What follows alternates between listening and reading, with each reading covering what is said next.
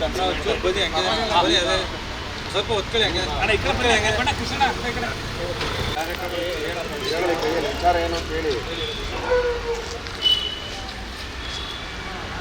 ದೇಶದ ಸ್ವತಂತ್ರ ಪೂರ್ವದಲ್ಲೇ ಯಾವಾಗ ಅಲ್ಲೇ ಈಚೆ ಬಂದು ಶಿಕ್ಷಕಿಯಾಗಿ ಹೊರಹೊಮ್ಮಿ ಅನೇಕರಿಗೆ ದಾರಿದೀಪವಾದಂಥವರು ಸಾವಿತ್ರಿಬಾಯಿ ಫುಲೆ ಅವರು ಇವತ್ತು ಅವರ ಒಂದು ಜಯಂತಿ ಪ್ರಯುಕ್ತ ಗೌರವಿಸಬೇಕು ಅಂತ ನಾನು